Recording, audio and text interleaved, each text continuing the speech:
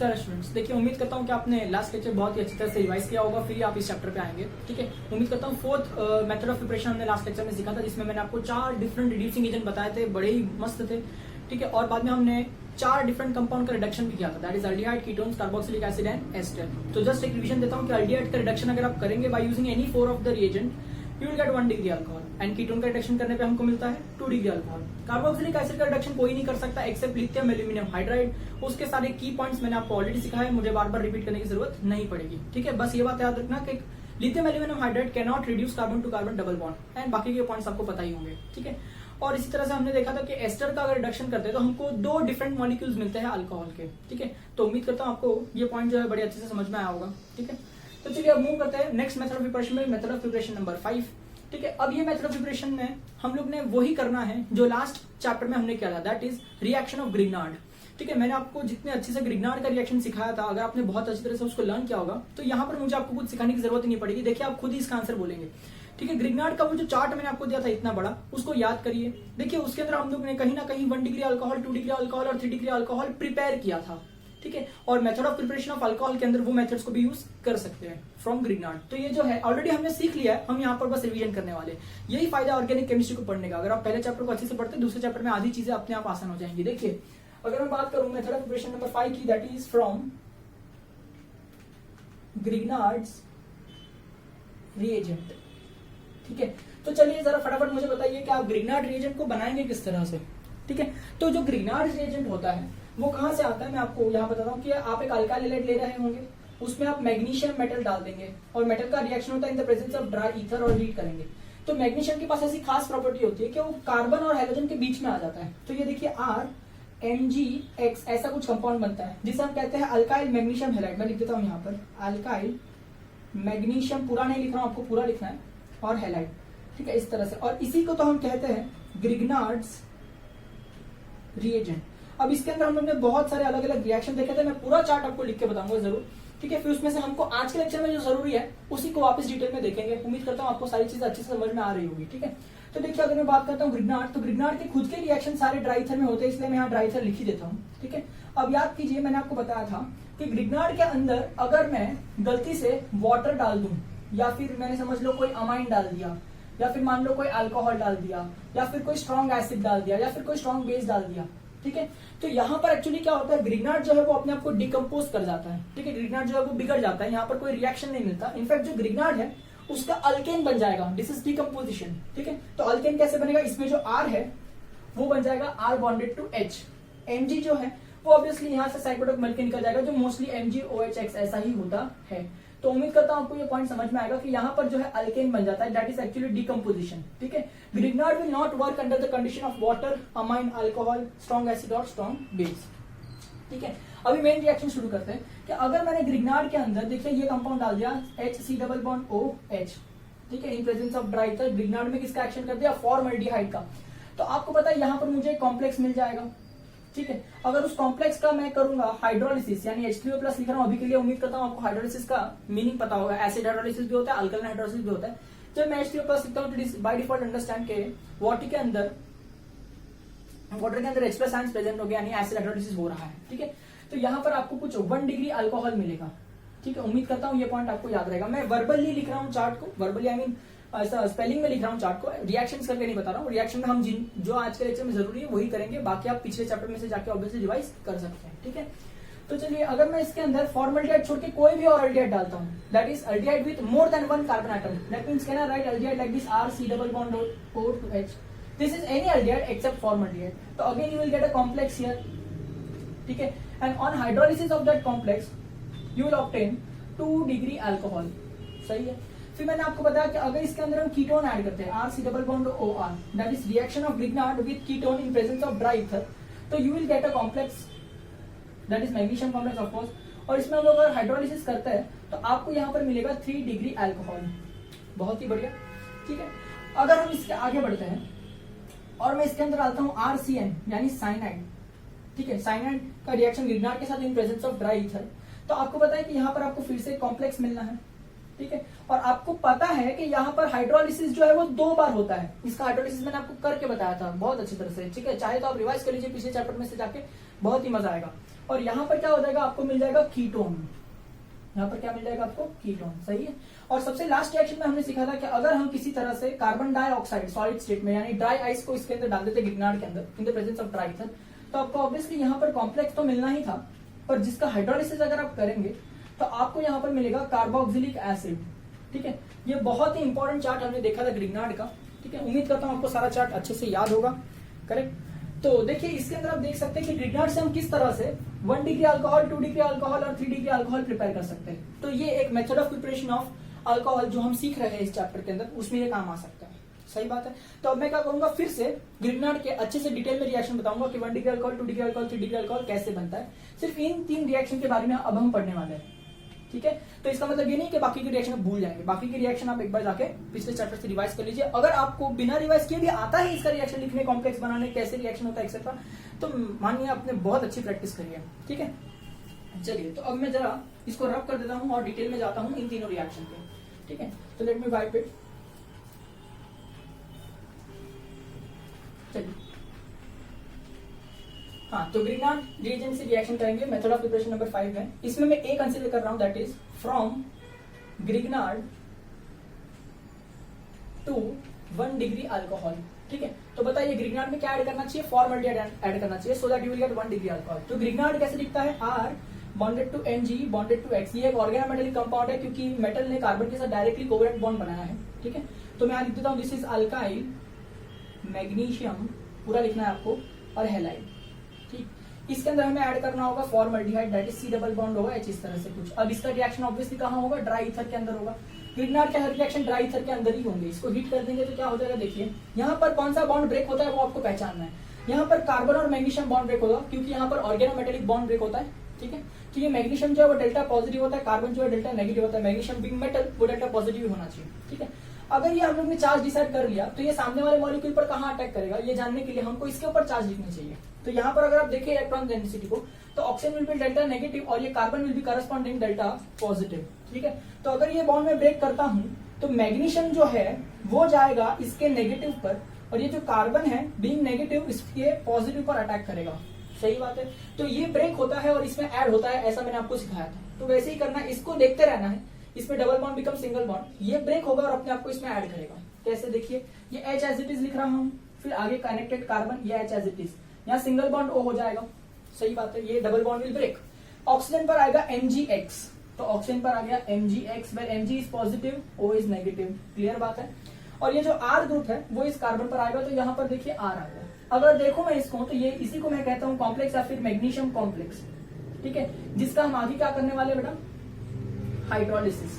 देखिए अगर मैं हाइड्रोलिसिस करता हूं तो आपको तो पता ही है यहाँ पर 1 डिग्री अल्कोहल मिलेगा, ठीक है, और साथ में मुझे एक साइड प्रोडक्ट भी मिलेगा, दैट इज MgOH, क्योंकि ये सब में मिलता ही है, हमको पता ही है कि मैग्नीशियम हाइड्रोक्सी हैलाइड यहाँ पर साइड प्रोडक्ट में मिलता है। अगर आप चाहते हैं मैं वाटर का रिएक्शन यानी हाइड्रोलिसिस का एक्शन करके बताऊं, तो देखिए हाइड्रोलिसिस में HOH होता है, तो कॉमन सी बात है H प्लस OH माइनस होता है। तो ये जो माइनस है वो इस प्लस को लेकर के जाएगा, तो देखिए क्या बन रहा है, MgOHX बन रहा है कि नहीं। और ये जो H है वो इस ऑक्सीजन पर आएगा, तो आप देख सकते हैं R, उसके ऊपर CH2, ठीक है, और उसके ऊपर O, और O पर आने वाला है H। तो इस तरह से कुछ कंपाउंड बनता है, ठीक है। तो मुझे ये जो एक्शन आपको समझानी थी इसलिए मैंने करके बताई, बाकी आपको ये ऐसा कुछ लिखने की कोई जरूरत नहीं है। इट इज अंडरस्टूड कि टीचर को समझ आएगा कि आपको ये समझा है, ठीक है। ये तो आपको समझे इसलिए मैं ऐसा करके बता रहा था, ठीक है, इस तरह से, करेक्ट। तो ये देखिए आप देख सकते हैं ये जो कंपाउंड है ये एक 1 डिग्री अल्कोहल है। तो इस तरह से हमको ग्रिग्नार्ड से 1 डिग्री अल्कोहल बनाने में आसानी होती है, ठीक है। उम्मीद करता हूँ ये पॉइंट जो है आपको समझ में आ रहा है। अब देखिए इसके अंदर मैं चाहूँ इतने कार्बन का अल्कोहल बना सकता हूँ, बिकॉज यहाँ पर R लिया हुआ है।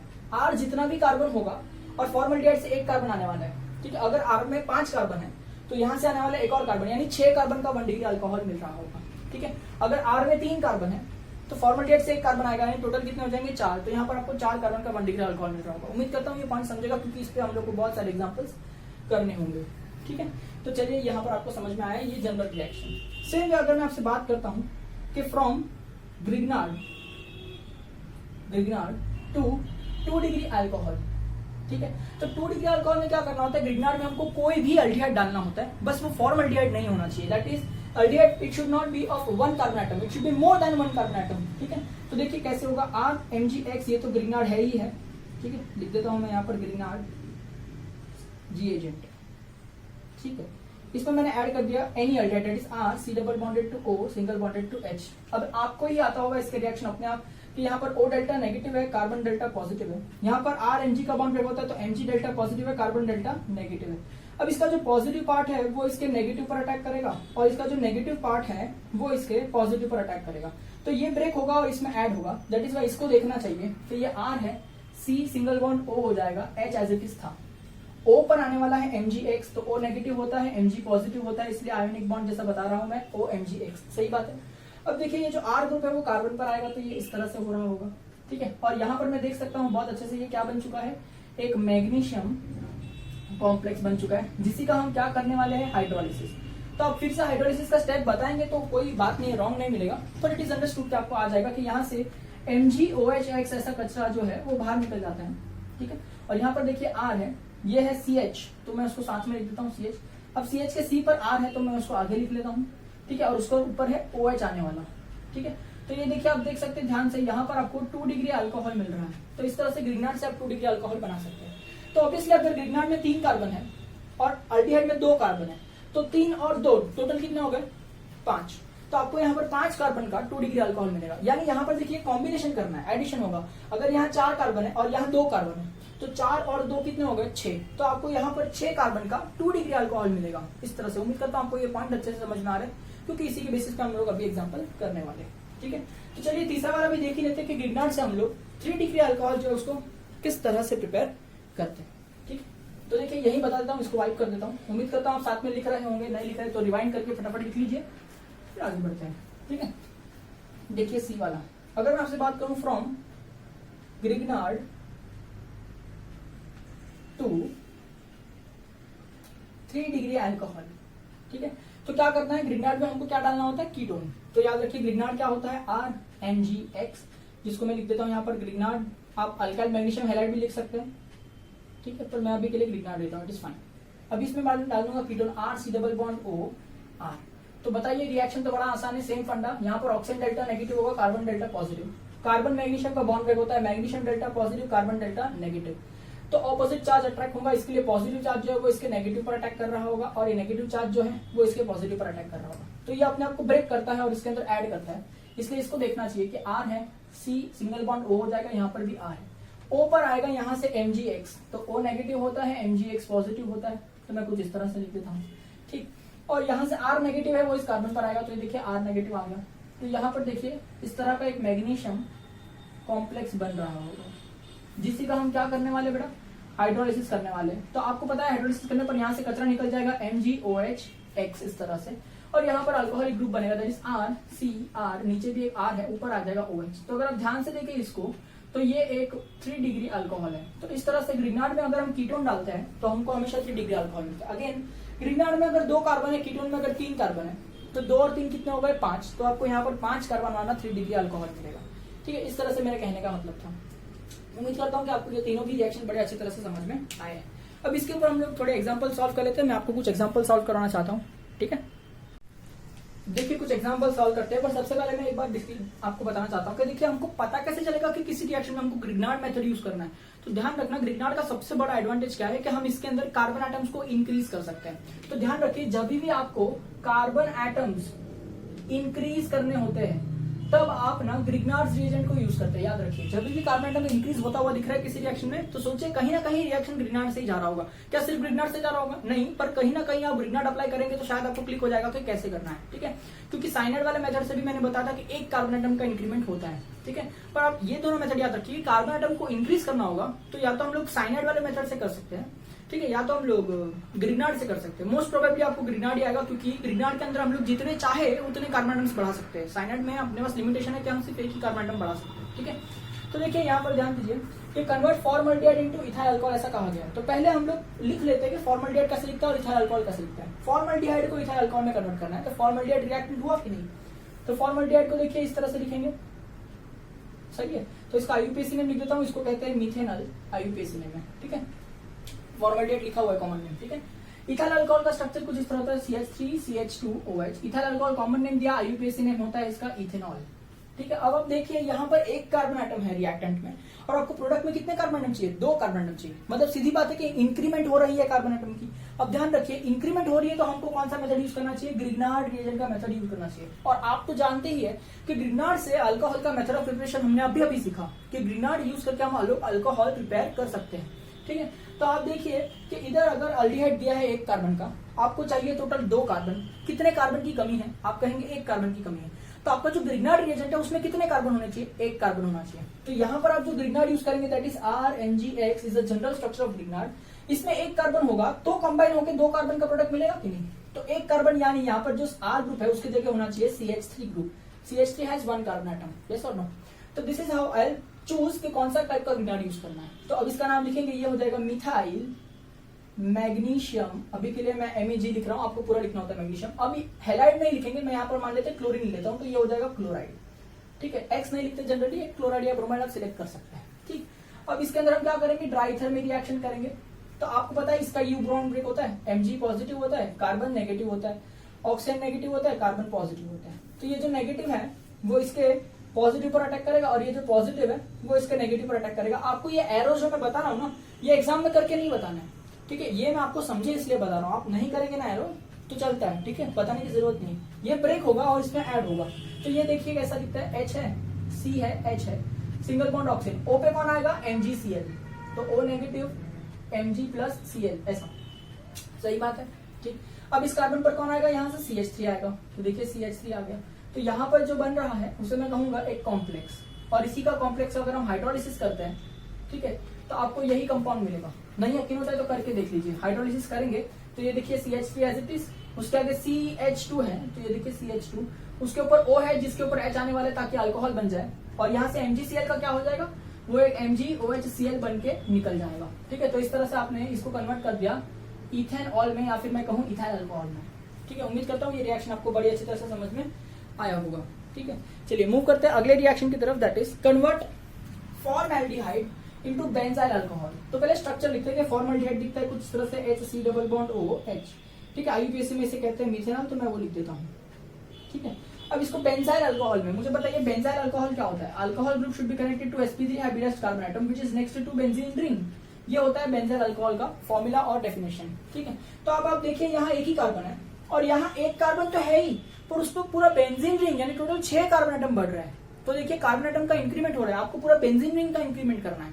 ठीक है, तो आपको यहाँ पर कौन सी मेथड यूज करनी चाहिए to increase carbon atom? Grignard method. तो चलिए इसमें हम लोग ऐड करेंगे ग्रिग्नार्ड रिएजेंट। ठीक है, अब ग्रिग्नार्ड रिएजेंट कैसा होता है? RNGX। अब आप देखिए ये जो कार्बन है वो ऑलरेडी यहाँ पर प्रेजेंट है, आपको एक्स्ट्रा क्या चाहिए? ये बेंजीन रिंग चाहिए। तो ग्रिग्नार्ड में जो R है उसके जगह आपको बेंजीन रिंग लेनी चाहिए। तो बेंजीन रिंग अगर इसके जगह पे मैं लूंगा तो कुछ इस तरह से दिखेगा, देखिए। ठीक, और इसका अगर मैं नाम लिखूं तो क्या हो जाएगा? देखिए ये होता है अल्काइल मैग्नीशियम हैलाइड। तो ये अल्काइल ग्रुप नहीं, ये बेंजीन ग्रुप को हम क्या कहते हैं? फिनाइल। तो इसका एक्चुअल नाम मैं यहाँ ऊपर लिख रहा हूँ, दैट इज फिनाइल मैग्नीशियम। अब हैलाइड की जगह मान लो यहाँ पर मैंने ब्रोमीन ले लिया, ठीक है, तो मैं लिखता हूँ ब्रोमाइड। उम्मीद करता हूँ आपको समझ में आया होगा कि ये है phenyl magnesium bromide. Reaction same है, मैग्नीशियम और कार्बन का बॉन्ड ब्रेक होगा ये वाला। तो यहाँ बेंजीन का जो कार्बन है वो डेल्टा नेगेटिव हो रहा होगा, मैग्नीशियम डेल्टा पॉजिटिव। तो ये पॉजिटिव जो है वो ऑक्सीजन, यानी क्योंकि यहाँ पर ऑक्सीजन नेगेटिव है, और ये जो नेगेटिव है वो कार्बन पे जाएगा क्योंकि कार्बन यहाँ पर डेल्टा पॉजिटिव होता है। सही है, ये बातें तो आपको ऑलरेडी पता है। रिएक्शन ऑब्वियसली कहाँ हो रहा होगा? ड्राई ईथर में हो रहा होगा, हीट कर देंगे। तो देखिए ये ब्रेक होगा और इसमें ऐड होगा। तो इसको देखते रहिए कि यहाँ C है, इसके तरफ एक H है, इधर एक H है, इधर O है, O पे आएगा MgBr, है ना, Mg positive, Br negative, O negative. ठीक है, इस तरह से। और यहाँ देखिए बेंजीन का जो कार्बन है अब वो इस कार्बन से कनेक्ट होगा, यानी इसके नीचे आ जाएगा यूं इस तरह से बेंजीन रिंग। उम्मीद करता हूँ समझ में आया। मेरी हैंडराइटिंग थोड़ी सी छोटी हो गई स्पेस की वजह से, पर सब उम्मीद करता हूँ समझ में आया होगा। ठीक, अब ये जो है वो एक कॉम्प्लेक्स है, इसका हम क्या कर लेंगे? हाइड्रोलिसिस कर लेंगे। तो ऑब्वियसली आपको देखिए यहाँ पर OH आ जाएगा, that is benzyl alcohol prepare हो जाएगा, और MgBr जो है वो तो कचरा यानी MgOHBr बनकर निकल जाएगा। ठीक है, तो इस तरह से देखिए आपने फॉर्मल्डिहाइड को बेंजाइल अल्कोहल में कन्वर्ट कर दिया। अब बेंजाइल अल्कोहल जो है वो तो एक फेमस नेम है, तो चलिए इसका IUPAC हम लिख देते हैं, दैट इज फिनाइल मीथेनॉल। ठीक है, उम्मीद करता हूँ ये IUPAC तो कम से कम आपको आएगा ही, क्योंकि हम लोग ने ये पहले भी किया हुआ है। ठीक है, चलिए तीसरा रिएक्शन देखते हैं, action of CH3MgBr on acetaldehyde. ठीक है, अब मैं देखो एसिड एल्डिहाइड मतलब एक से ज्यादा कार्बन वाला एल्डिहाइड होगा, एक्चुअली 2 कार्बन वाला एल्डिहाइड है पर एक से तो ज्यादा ही है, तो ये एनी एल्डिहाइड में कंसीडर कर सकते हैं। और देखिए यहाँ पर ग्रिग्नार्ड दिया हुआ है, ठीक है, तो एनी एल्डिहाइड में आप ग्रिग्नार्ड डालेंगे तो आपको कौन सा डिग्री अल्कोहल मिलेगा, मैं बिना देखे बोल सकता हूँ कि इसमें 2 डिग्री अल्कोहल मिलेगा क्योंकि मैंने वो चार्ट लर्न किया हुआ है, ठीक है। अब देखिए मैं बताऊं आपको 2 डिग्री अल्कोहल कितने कार्बन का मिलेगा वो भी हम लोग इससे देख के बता सकते हैं। एसिड एल्डिहाइड में टोटल कितने कार्बन होते हैं, 2, और आपको जो ग्रिग्नार्ड दिया उसमें कितना कार्बन है, 1, यानी टोटल कार्बन कितने हो गए, 3। अब 3 कार्बन में 2 डिग्री अल्कोहल बनेगा, ये मेरा प्रेडिक्शन है और यही होने वाला है, ठीक है।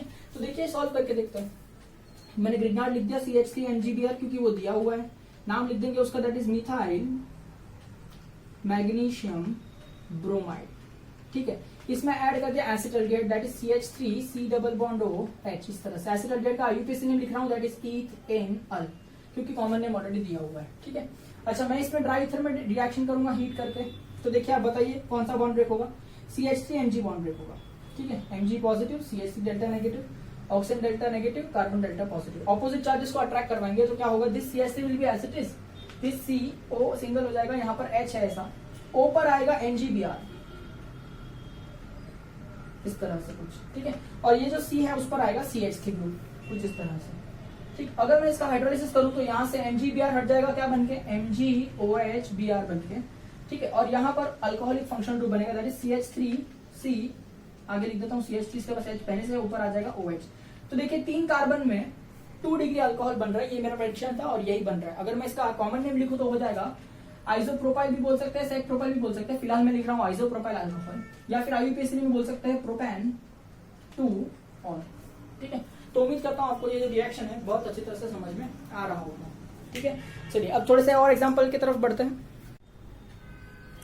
देखिए अगला एग्जांपल मैंने लिया है कि action of ethyl magnesium bromide on acetophenone. अब मुझे देख के पता चलता है एसिडोफिनोन एक टाइप का कीटोन है और इसका स्ट्रक्चर बच्चों को याद नहीं आता, इसलिए जानबूझ के ये कॉमन नेम देते हैं, ठीक है। तो कोई बात नहीं, अगर आप मेरे स्टूडेंट है तो आपको मैंने बहुत अच्छा सिखाया कि एसिडोफिनोन का स्ट्रक्चर क्या होता है, ठीक है। उम्मीद करता हूँ आपको याद भी होगा। इथाइल मैग्नीशियम ब्रोमाइड तो बहुत ईजी है, देखिए इथाइल मैग्नीशियम ब्रोमाइड, इथाइल यानी CH3CH2, इस पर आएगा मैग्नीशियम और इस पर आएगा ब्रोमीन, ठीक है। तो इसका नाम हो जाएगा ethyl magnesium bromide which is already given, ठीक। इसमें एसिडोफिनोन डालेंगे तो मुझे पता है फिनोन का मतलब होता है बेंजीन रिंग, फिन, ओन का मतलब इस पर होगा C∩O, और एसिड का मतलब होता है 2 कार्बन जिसमें से एक मैं ऑलरेडी लिख चुका हूं, तो एक कार्बन और आएगा दैट इज CH3। तो this is the structure of acetophenone, बड़ा अच्छी तरह से आपको याद रहा होगा, ठीक है। एसिडोफिनोन ये एक कॉमन नेम है ताकि बच्चे कंफ्यूज हो जाए इसलिए देते हैं, ठीक है। इनफैक्ट अगर मैं इसका IUPAC नेम लिखूं तो देखिए 2 कार्बन है तो मुझे लिखना चाहिए ईथ, दोनों के बीच में सिंगल बॉन्ड इसलिए लिखना चाहिए ए, कीटोन है इसलिए ई हटाना चाहिए और लिखना चाहिए ओन, ठीक है। तो 1 पे ना, पहले कार्बन पे ना, यहाँ से नंबरिंग करेंगे 1 2 ऐसा, तो इथेन 1 ओन, और इस 1 पे ही बेंजीन रिंग है इसलिए मैं लिखूंगा 1 फिनाइल, ठीक है। तो इसका IUPAC नेम हो जाएगा 1 फिनाइल इथेन 1 ओन, ठीक है। उम्मीद करता हूँ ये IUPAC नेम आपको समझ में आ रहा होगा। चलिए देखते हैं, oxygen delta negative, carbon delta positive, Grignard के अंदर CMg बॉन्ड ब्रेक होता है, Mg डेल्टा पॉजिटिव, ये carbon delta negative, negative will attack on this positive and this positive will attack on this negative, correct है कि नहीं। तो आगे ड्राई ईथर के प्रेजेंस में रिएक्शन हीट करेंगे तो कैसे बढ़ेगा, ये ब्रेक होगा और इसमें ऐड होगा, तो इसको देखना चाहिए कि benzene ring as it is रही होगी, ठीक। उस पर जो C है उसका ऑक्सीजन जो है वो सिंगल बॉन्ड में चले जाएगा, बाकी CH3 group as it is रहेगा, ठीक। इसके ऑक्सीजन पर कौन आने वाला है, MgBr, तो मैं लिख देता हूँ कि यहाँ पर आने वाला है MgBr, यहाँ पर O नेगेटिव होता है, सही है। और यहाँ से CH2 CH3 का ग्रुप है वो इस कार्बन पर आएगा, तो let me right like this CH2 और ये CH3 इस तरह से। अब ये जो पूरा कंपाउंड है ये क्या है, एक मैग्नीशियम कॉम्प्लेक्स, ठीक है, जिसका हम क्या करेंगे, हाइड्रोलिसिस करेंगे। तो यहाँ से ऑब्वियसली MgBr जो है वो क्या बन के निकल जाएगा, MgOHBr साइड प्रोडक्ट, ठीक है। और यहाँ पर अल्कोहलिक फंक्शनल ग्रुप बनेगा, तो कैसा दिखेगा, CH3CH2, ऊपर आ जाएगा OH, यहाँ आ जाएगा CH3 और नीचे बेंजीन रिंग तो एज इट इज रही होगी, ठीक है। तो देखिए इस तरह का कंपाउंड बन रहा है और हमको पता है कीटोन के अंदर अगर हम ग्रिग्नार्ड डालते हैं तो 3 डिग्री अल्कोहल बन रहा है, और इसी से देख सकते हैं कि ये 3 डिग्री अल्कोहल है, OH is connected to this carbon, this is connected to 3 other carbon atoms, है ना। तो ये सही चल रहा है। अभी इसका हम लोग जरा IUPAC नोमेनक्लेचर लिखते हैं, तो देखिए ये आ जाएगा लॉन्गेस्ट चेन, नंबरिंग हम यहाँ से करेंगे बिकॉज अल्कोहल को कम नंबर मिलना चाहिए, तो ये 1 2 3 4। अब 4 कार्बन है तो हो जाएगा ब्यूट, सिंगल बॉन्ड है तो एन, 2 पर है अल्कोहल और 2 पर बेंजीन रिंग भी, इसलिए मैं लिखूंगा 2 पर फिनाइल, तो इसका नाम हो जाएगा 2 फिनाइल ब्यूटेन 2 ऑल, ठीक है। उम्मीद करता हूँ ये रिएक्शन भी आपको समझ में आया होगा, ठीक है। तो आई गेस ग्रिग्नार्ड के ऊपर इतनी प्रैक्टिस काफी है। ठीक है, क्योंकि पिछले चैप्टर में भी हमने इस पे प्रैक्टिस की हुई थी। इनफैक्ट मैंने आपको एरोमेटिक के लिए भी प्रैक्टिस करवाई थी, जो होमवर्क में दिया था आपने। बहुत लोगों ने भेजा भी और बहुत लोगों का करेक्ट भी है। माइनर प्रॉब्लम है किसी एक दो जन की, बट ठीक है, fine, as expected it was correct. तो इस पे डायरेक्ट अभी होमवर्क का एग्जांपल दूंगा मैं towards the end of the lecture. चलिए मूव करते हैं आगे अपने नेक्स्ट मेथड ऑफ प्रिपरेशन की तरफ। ठीक है, ये हो गया मेथड ऑफ प्रिपरेशन नंबर 5। एक मेथड ऑफ प्रिपरेशन और है, that is method of preparation number 6। बहुत इजी है, आसान है। तो उसके लिए मैं चाहता हूं कि 6 वाला मेथड समझने के लिए आप सबसे पहले ना प्रीवियस चैप्टर में जाए। आपने नोट्स बनाए ही होंगे, प्रीवियस चैप्टर में जाके आप रिवाइज कर लीजिए जो हमने रिएक्शन किया था जिसका नाम है डाइअज़ोटाइजेशन। याद करिए सैंडमेयर्स रिएक्शन, गैटरमैन्स रिएक्शन, बाल-सीमन्स रिएक्शन, एरोमेटिक वाले। ठीक है, उसके अंदर मैंने आपको सिखाया था कि किस तरह से हम एनिलीन को पहले बीडीसी यानी बेंजीन डायज़ोनियम क्लोराइड में कन्वर्ट करते हैं, और फिर बेंजीन डायज़ोनियम क्लोराइड से हम सैंडमेयर्स में भी जा सकते हैं, गैटरमैन्स में भी जा सकते हैं, बाल-सीमन्स में भी जा सकते हैं, एक्सेट्रा। ठीक है, तो वो जो रिएक्शन था aniline to benzene diazonium chloride is called as diazotisation reaction, और उसमें जो हम मिक्सचर यूज करते थे उसका नाम था diazotising mixture, that was NaNO2 + HCl 0 to 5 degree Celsius condition. उम्मीद करता हूं कि आपको हल्का हल्का तो याद आना ही चाहिए। वैसे वो बहुत ही इंपॉर्टेंट टेक्निक है, आपको याद ही होना चाहिए, बट ठीक है, तो वो आप जरा रिवाइज कर लीजिए क्योंकि उससे मिलता जुलता है यहाँ रिएक्शन। ठीक है, तो देखिए अगर मैं बात करता हूँ मेथड ऑफ प्रिपरेशन नंबर 6 की, तो उसमें क्या है, from 1 degree amine to alcohol. Method of preparation का नाम है। 1 डिग्री अमाइन से आप अल्कोहल बना सकते हैं। कैसे?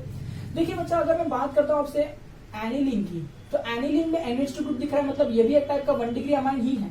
ठीक है, बट ये एरोमेटिक है। और अगर मैं बात करता हूं R बॉन्डेड टू NH2 यानी कोई भी एलिफेटिक कार्बन चेन की, तो ये भी 1 डिग्री अमाइन है, because you can see NH2, but this is aliphatic and this is aromatic, that is the only difference. अगर मैं इसके अंदर डाइअज़ोटाइजेशन करता हूं, तो डाइअज़ोटाइजेशन बेटा हम कैसे करते हैं? हम क्या करते हैं, हम यूज करते हैं NaNO2 plus conc HCl। Temperature range होता है 0 to 5 डिग्री सेल्सियस ओनली, जिसकी वजह से यहां पर क्या जनरेट होता है, benzene group as it is रहता है, यहां पर ऊपर ऐसा कुछ जनरेट होता है N2 + Cl-। ठीक है, जिसको हम कहते हैं बेंजीन, N2 को कहते हैं डायज़ोनियम, तो ये हो जाएगा बेंजीन डायज़ोनियम, और Cl है इसलिए हम कहेंगे क्लोराइड, और जिसको मैंने प्यार से BDC ऐसा कहा था, बेंजीन डायज़ोनियम क्लोराइड। सही बात है। और इसके बाद में हमने आगे के रिएक्शंस किए थे। मैंने आपको कहा था कि बेंजीन डायज़ोनियम क्लोराइड जो है वो हाईली अनस्टेबल स्पीसीज है। अगर उसको एग्जिस्ट करना है तो यही टेम्परेचर रेंज में एग्जिस्ट कर सकता है, 0 to 5 डिग्री सेल्सियस में। अगर टेम्परेचर 5 डिग्री सेल्सियस के ऊपर गया, ये एग्जिस्ट नहीं करेगा। ठीक है, तो यहाँ पर टेम्परेचर कंट्रोल रिएक्शन है, बहुत बहुत इंपॉर्टेंट है, ये बहुत काम की चीजें सारी। अभी मैंने यही सिमिलर टेक्निक जो है ना एलिफेटिक अमाइन के लिए अप्लाई की, तो क्या हुआ कि देखिए मैं यूज करता हूं NaNO2 plus HCl। Obviously temperature range 0 to 5 degree Celsius ही मैंने रखा हुआ है। ठीक है, एक्चुअली क्या होता है NaNO2 जो है ना, NaNO2 प्लस HCl, इससे है ना एक्चुअली HONO। ठीक है, देखिए अगर मैं इसको साथ में लिखूं तो ऐसा दिखेगा HNO2। ठीक है, आपको पता है HNO3 जिसे हम कहते हैं नाइट्रिक एसिड, ये है HNO2 जिसे हम कहेंगे नाइट्रस एसिड, उसको लिखने का तरीका HONO है, तो ये हो जाएगा नाइट्रस एसिड। ये एक्चुअली जनरेट होता है इसकी वजह से। जब नाइट्रस एसिड यहाँ पर भी जनरेट होता है, यहाँ पर जो नाइट्रस एसिड इससे रिएक्ट करेगा ना, तो वो बेंजीन डायज़ोनियम क्लोराइड बनाता है, तो यहाँ पर भी नाइट्रस एसिड इससे रिएक्ट करेगा, तो ऐसा ही कुछ कंपाउंड बनाने की कोशिश करेगा, बस यहाँ बेंजीन रिंग की जगह क्या है R, तो यहाँ पर भी क्या बनेगा R N2 + Cl-। बोलो सही बात है, ऐसा कुछ जनरेट करने की यहाँ जरूर कोशिश हो रही होगी। ठीक है, अब ये भी अनस्टेबल स्पीसीज होनी चाहिए कि नहीं, इसे क्या कहेंगे, अल्काइल डायज़ोनियम क्लोराइड। ये क्या था, बेंजीन डायज़ोनियम क्लोराइड। डायज़ो का मतलब तो नाइट्रोजन, डाई का मतलब दो, अजो का मतलब नाइट्रोजन। तो देखिए बेंजीन डाइअज़ोनियम क्योंकि पॉजिटिव चार्ज है, और क्लोराइड। यहाँ पर भी देखिए R है तो इसे मैं क्या कहूँ, अल्काइल डाइअज़ोयम क्योंकि पॉजिटिव चार्ज है, और क्लोराइड क्योंकि Cl- लगा हुआ है, इस तरह से। ठीक है, इनफैक्ट ये होनो जो है नाइट्रस एसिड, ये प्रिपरेशन हमको बताना नहीं है, इट इज फाइन, नहीं बताएंगे तो ठीक है, बताया तो अच्छी बात है, नहीं बताया कोई बात नहीं। ठीक है, तो आपको खाली पता होना चाहिए कि इससे वो इंसिटू में जनरेट होता है, दैट्स ऑल। तो देखिए दोनों में सिमिलर स्पीसीज जनरेट हो रही है। अब प्रॉब्लम क्या है कि ये जो स्पीसीज है अनस्टेबल है, मानता हूं, पर ये देखिए पॉजिटिव चार्ज जो नाइट्रोजन पर है ना, वो बेंजीन के ऊपर रेजोनेट कर सकता है, तो यहाँ पर रेजोनेंस स्टेबिलाईजेशन है, इसलिए ये कंपाउंड जो है थोड़ा सा एग्जिस्ट करता है 0 to 5 डिग्री के रेंज में। यहाँ पर नाइट्रोजन पर पॉजिटिव चार्ज जो है, क्या वो इस कार्बन के साथ में रेजोनेंस कर सकता है? नहीं, तो यहाँ पर रेजोनेंस स्टेबिलाईजेशन अवेलेबल है? नहीं है। इसका मतलब ये जो कंपाउंड है, भले आप इस टेम्परेचर रेंज में रखो, एग्जिस्ट करने का कोई भी चांस रखता ही नहीं, क्योंकि ये बहुत बहुत अनस्टेबल है। ये भी अनस्टेबल है, but due to resonance factors here it is slightly stable within this temperature range. This here doesn't have any resonance stabilization. Hence, even in this temperature range, it is not going to exist. It is not going to appear. That is why ये अपने आप को directly convert करता है alcohol group में. तो ये जो N2 है वो नाइट्रोजन गैस बन करके निकल जाएगा, और ये जो क्लोरीन है वो यहां से मिलने वाले H को लेकर के HCl बन करके निकल जाएगा. पर आपको जो कंपाउंड है वो क्या मिलेगा? R bonded to OH. That is alcohol. So this is how 1 degree amine gets converted into alcohol group. ठीक है, तो उम्मीद करता हूँ आपको ये पॉइंट जो है बड़ी अच्छी तरह से समझ में आ रहा होगा. करेक्ट है? या फिर अगर मैं आपको एक एक करके सिखाऊं, ये सॉरी इधर HCl नहीं, सॉरी एक्चुअली वाटर यहाँ पर मिलता है. ठीक है, ये जो स्पीसीज अपने आप को डिकम्पोज कर देता है, HCl जहां से आया था वहां पर वापस चले जाता है, लाइक दैट. ठीक है, तो उम्मीद करता हूँ ये पॉइंट आपको मैं अच्छे से समझा पा रहा हूँ. अगर मैं इसी रिएक्शन को देखूं, क्योंकि मुझे क्या करना है, from 1 degree amine to alcohol prepare करना है. We do not convert aromatic into aromatic. Right now we are going to prepare alcohol. अगर किसी वजह से बेंजीन के ऊपर OH ग्रुप आ गया ना, ठीक है, तो ये अल्कोहल थोड़ी ना, इसे तो हम फिनॉल कहते हैं. ये तो फंक्शनल ग्रुप ही अलग है, ये तो फिनॉल है, हम अल्कोहल प्रिपेयर कर रहे हैं. तो ये वाला एरोमेटिक वाला फंडा नहीं आने वाला. तो we are going to proceed by this method only. ठीक है, तो जरा इसको मैं डिटेल में लिखता हूँ. देखिए यहाँ पर फिर से कि 1 degree अमाइन क्या होता है? R bonded to NH2. ठीक है, इसमें आप क्या यूज करेंगे? डायजोडाइजेशन रिएक्शन करेंगे. डायजोडाइजिंग मिक्सचर क्या होता है? NaNO2 plus HCl. Temperature range is 0 degree to 5 degree Celsius, which is going to produce HONO, that is nitrous acid. बोलो सही बात है? ठीक, जब इनके बीच में रिएक्शन होगा तो किस तरह से होगा देखिए, आप यहाँ देखिए तो भी आपको समझ में आएगा. ये जो कंपाउंड है कन्वर्ट हो जाएगा R bonded to OH में. मतलब यहाँ से जो OH है वो कार्बन पर लगेगा. सही है, तो देखिए आप ये जो H2 दिख रहा है, ये जो H2 है ना, वो इस O के साथ जाके क्या बनाएगा? H2O. देखिए वो इस O के साथ जाके क्या बना देगा? H2. ठीक है, इनफैक्ट ये जो नाइट्रोजन है, ये जो नाइट्रोजन है वो इस नाइट्रोजन के साथ में जाकर के क्या बनाएगा? Nitrogen gas. ठीक है, और ये जो OH है वो इस कार्बन पर अटैक करेगा तो ROH बनेगा कि नहीं? ठीक है, इस तरह से मैं ये रिएक्शन आपको बता रहा हूँ. करेक्ट, उम्मीद करता हूँ समझ में आएगा. HONO लिख के भी आपको समझ में आना चाहिए कैसे बनता है, या फिर नहीं याद रहता तो सिर्फ कंडीशन लिखो. NH2 ग्रुप को हटा दो, उसके जगह सीधा OH ग्रुप बना लो. जहां जहां NH2 ग्रुप होगा हट जाएगा, उसके जगह सीधा OH ग्रुप हो जाएगा. तो कोई पूछेगा कि NH2 ग्रुप में से जो N है उसका क्या हुआ, तो कहेंगे वो नाइट्रोजन गैस बन के हो गया, और जो H है उसका क्या हुआ, वो वाटर बन के निकल गया. ठीक है, बड़ा ही सिंपल है. तो उम्मीद करता हूँ ये पॉइंट आपको समझ में आ रहा है. ठीक है, चलिए, तो इसके ऊपर अगर बेस्ड हम लोग एग्जांपल करते हैं, तो जैसे एग्जांपल में क्वेश्चन आ सकता है कि कन्वर्ट इथाइलामाइन इनटू इथेनॉल. तो आप देखिए इथाइलामाइन जो है एक 1 degree अल्कोहल है. किस तरह दिखाई देगा? CH3 CH2 NH2. आप चाहते हैं ये कन्वर्ट हो जाए इथाइल अल्कोहल में, that is CH3 CH2 OH. तो आप देखिए NH2 हटाना है, OH लाना है, तो इसलिए हम करेंगे डायजोडाइजेशन रिएक्शन, जिसमें हम यूज करेंगे NaNO2 plus HCl. 0 degree Celsius to 5 degree Celsius. इसमें से क्या जनरेट होगा? HONO, that is nitrous acid. लिखना जरूरी है इसके नीचे नाम, नाइट्रस एसिड, इस तरह से. ठीक है, तो आप देख सकते हैं कि ये जो OH ग्रुप है वो इस NH2 को रिप्लेस कर देगा. ये N और ये N नाइट्रोजन गैस बन के निकल जाएगा. यहाँ का H2 और ये वाला लास्ट वाला O वाटर बन करके निकल जाएगा. ठीक है, तो ये अगर आपने एरो करके नहीं बताया तो टीचर समझ में आ जाएगा. ठीक है, ऐसे बताना भी नहीं क्योंकि वो बहुत ही अनप्रोफेशनल लगता है, तो ऐसे लिखेंगे तो बेटर रहेगा. ठीक है, इस तरह से. तो this is how we convert any type of 1 degree amine into alcohol. ठीक है, तो उम्मीद करता हूँ ये पॉइंट आपको समझ में आ रहा है. हाँ, अगर मैंने ऐसा क्वेश्चन दिया कि अगर किसी वजह से मैंने दिया कि convert benzyl amine into benzyl alcohol, तो ये भी पॉसिबल है. क्योंकि बेंजाइल अमाइन क्या होता है कि बेंजीन रिंग है, उस पर कार्बन होगा, कार्बन पर NH2 होगा. बेंजाइल का वही डेफिनेशन है ना कि functional group should be sp3 next to benzene ring. तो यहाँ पर जो बेंजीन डायज़ोनियम क्लोराइड नहीं बनेगा. बेंजीन डायज़ोनियम क्लोराइड कब बनता है? जब नाइट्रोजन डायरेक्टली बेंजीन से कनेक्टेड है. यहाँ नाइट्रोजन कनेक्टेड टू कार्बन है, carbon is connected to benzene ring. Correct है ना? तो यहाँ पर ऐसा कोई इश्यू आने वाला नहीं है. तो यहाँ पर भी आप यूज कर सकते हैं NaNO2 plus HCl, that is 0 to 5 degree Celsius. From that it will produce HONO. and इधर देखो जो NH2 ग्रुप है वो डायरेक्टली OH में कन्वर्ट हो जाएगा. कोई पूछेगा N क्या हुआ, तो कहेंगे नाइट्रोजन गैस बन के चले गया, और यहाँ का जो H2 था उसका क्या हुआ, तो कहेंगे वाटर बन के निकल गया. तो देखिए इस तरह से आसानी से आप कन्वर्ट कर सकते हैं. ठीक है, उम्मीद करता हूँ ये पॉइंट जो है आपको समझ में आ रहा है। और इसी के साथ हमने कंप्लीट कर लिया सारे method of preparation of alcohol, that is all 6 method of preparation of alcohol. तो मैं चाहता हूँ कि अभी आप क्या करें, जरा बुक को वीडियो को पॉज कर दीजिए और एक बार बुक को रिवाइंड कीजिए। उम्मीद करता हूँ नोट्स बनाए होंगे।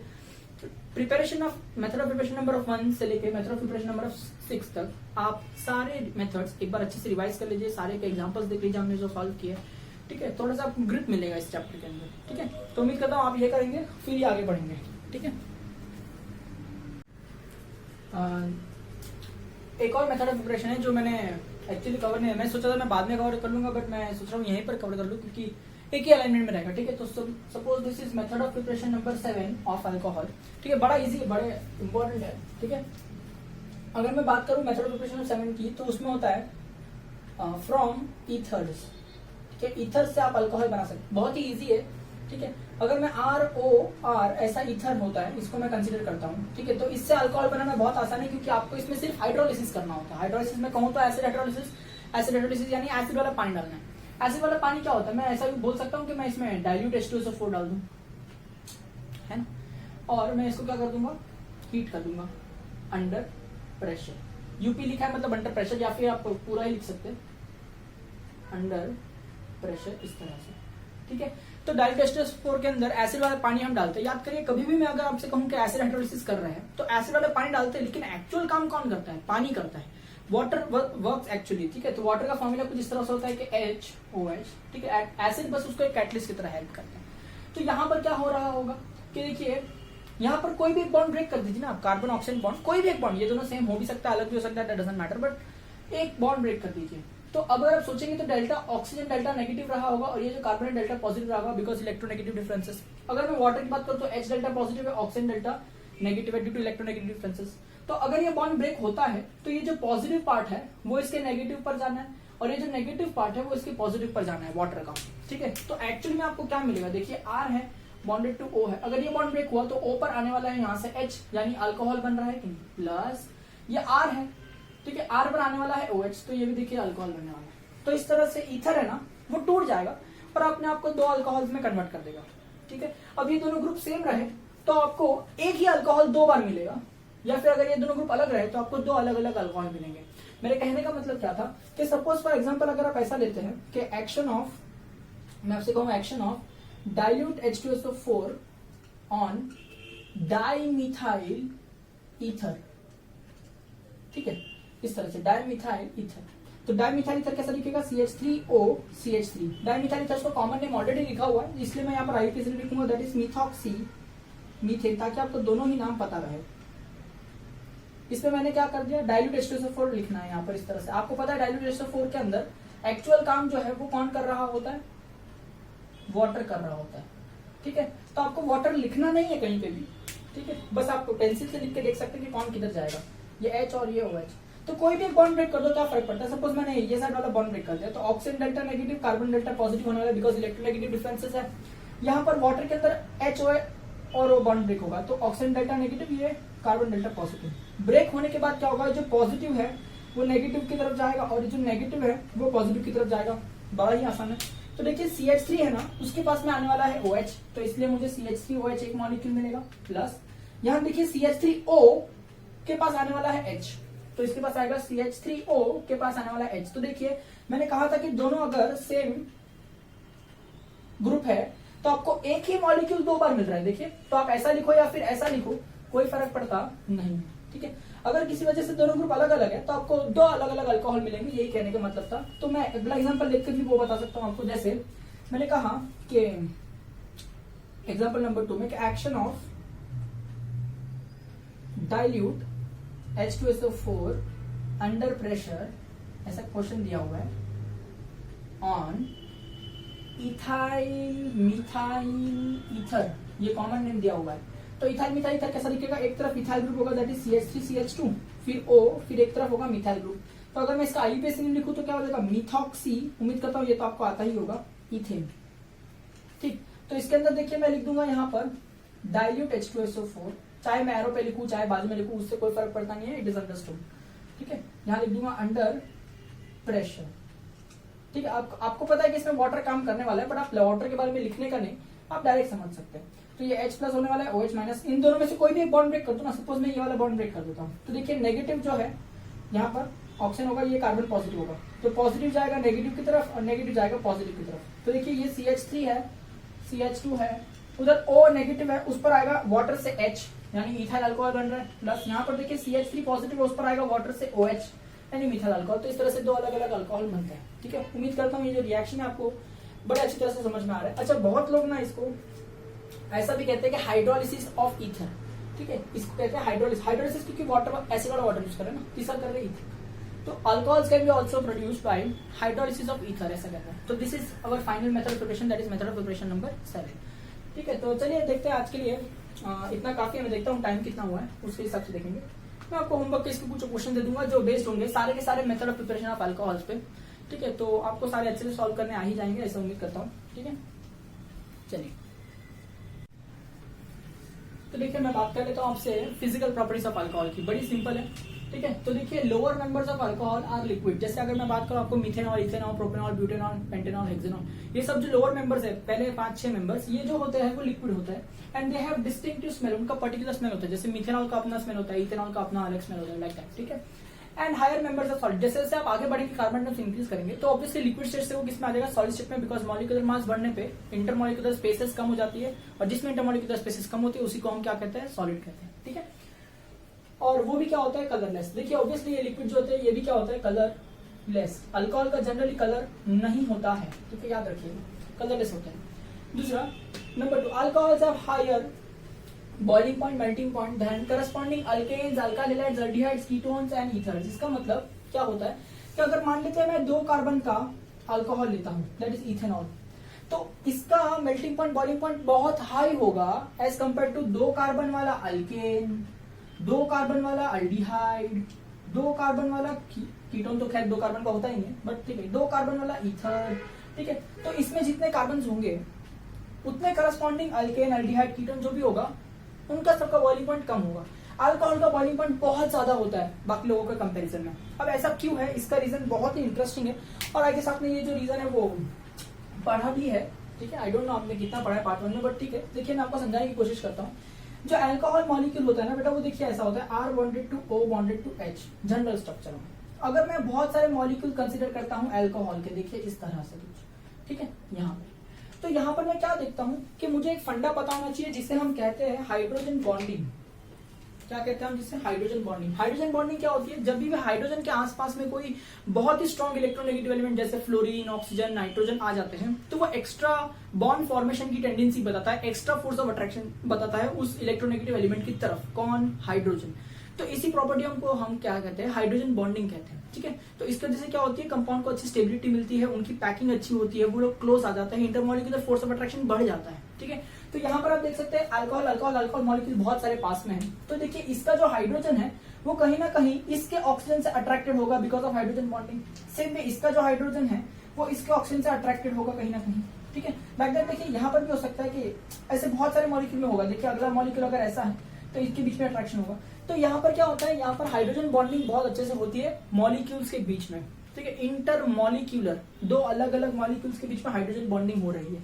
तो इंटर मॉलिक्यूलर हाइड्रोजन बॉन्डिंग की वजह से क्या होगा कि यहाँ पर मॉलिक्यूल्स पास पास में आ जाएंगे। अगर मॉलिक्यूल्स पास पास में आ जाएंगे इसी का मतलब इसमें फोर्स ऑफ अट्रैक्शन बहुत स्ट्रांग होगा, और हमको पता है जिसका फोर्स ऑफ अट्रैक्शन बहुत स्ट्रांग होता है उसको ब्रेक करने के लिए हमको एक्स्ट्रा एनर्जी लगती है, एक्स्ट्रा टेम्परेचर लगता है, इसलिए उनका मेल्टिंग पॉइंट या बॉइलिंग पॉइंट मैं कहूँ वो बहुत हाई होता है। ठीक है, उम्मीद करता हूँ ये पॉइंट आपको समझ में आ रहा है, मुझे ज्यादा डिटेल में जाने की जरूरत नहीं पड़ेगी। तो अगर मैं कहता हूँ कि having higher melting point, boiling point than corresponding alkane, alkyl halides, aldehyde, ketone, तो इसका जो रीजन है वो क्या रहा होगा कि अल्कोहल्स शो, मैं लिखता हूं यहाँ पर अल्कोहल्स शो, ठीक है, इंटर मॉलिक्यूलर हाइड्रोजन बॉन्डिंग, ठीक है, विच increases